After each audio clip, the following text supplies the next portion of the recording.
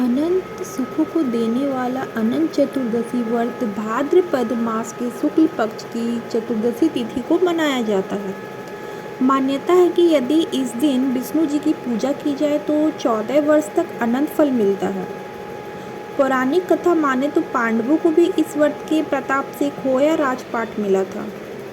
इस साल अनंत चतुर्दशी 17 सितंबर 2024 को है। अनंत चतुर्दशी व्रत कथा। प्राचीन काल में सुमंत नाम का एक ब्राह्मण और अपनी पुत्री दीक्षा और सुशीला के साथ रहता था।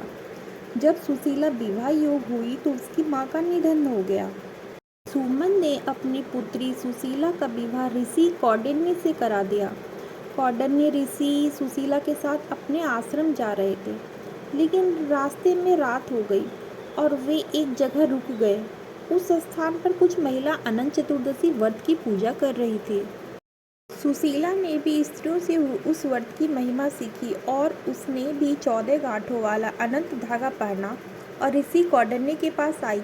लेकिन ऋषि कौंडिन्य ने उस धागे को तोड़कर आग में फेंक दिया। इससे भगवान अनंत सूत्र का अपमान हुआ। श्री विष्णु के अनंत स्वरूप के अपमान के बाद कौंडिन्य ऋषि की सारी संपत्ति नष्ट हो गई। वो दुखी रहने लगे। तब ऋषि कौंडिन्य ने उस अनंत धागे को पाने के लिए जंगल में भटकने लगे। एक दिन वह भूख प्यास के कारण भूमि पर गिर पड़े। तभी भगवान अनंत प्रकट हुए। उन्होंने कहा कि कौंडिन्य, तुम्हें अपनी गलती का पश्चाताप हो गया। अब घर जाकर अनंत चतुर्दशी का व्रत करो और इस व्रत को 14 वर्ष तक करो। इसके प्रभाव से आपका जीवन सुखी हो जाएगा और आपकी संपत्ति भी वापस मिल जाएगी। ऋषि कौंडिन्य ने वैसा ही किया, जिसके बाद उनकी धन संपत्ति वापस आ गई और जीवन खुशहाल हो गया। चलिए जानते हैं इस साल कब है अनंत चतुर्दशी। अनंत चतुर्दशी आरंभ 16 सितंबर को दिन 3:11 पर दोपहर के बाद आरंभ होगा। वहीं 17 सितंबर को सुबह 11:45 पर चतुर्दशी तिथि समाप्त हो जाएगा।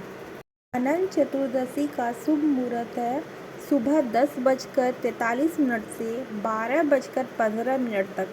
इस अवधि में आप पूजा कर सकते हैं। चलिए जानते हैं अनंत चतुर्दशी का पूजा विधि क्या है।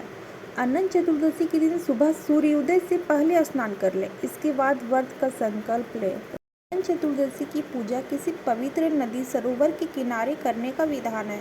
यदि आप किसी पवित्र नदी पर जा सकते हैं तो ठीक है, वरना आप चाहे तो अपने घर के मंदिर में भी पूजा अर्चना कर सकते हैं। पूजा के लिए सबसे पहले भगवान विष्णु की शेष नाग की सैया पर लेते हुए प्रतिमा का स्थापना करें। इसके बाद एक डोरे लें और 14 बार गांठ बांध दें।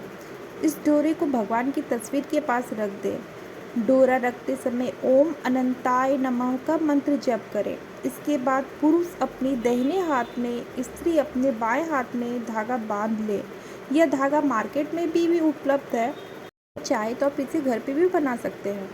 इसके बाद अनंत चतुर्दशी की कथा का पाठ करें, क्योंकि इसके बिना आपको व्रत का पूरा फल नहीं मिलेगा। साथ ही भगवान विष्णु और माता लक्ष्मी पूजा अर्चना विधि विधान से करें। अंत में आरती करें और फिर ब्राह्मणों को भोजन जरूर कराएं। ब्राह्मणों को भोजन कराने के बाद परिवार के साथ मिलकर प्रसाद ग्रहण करें।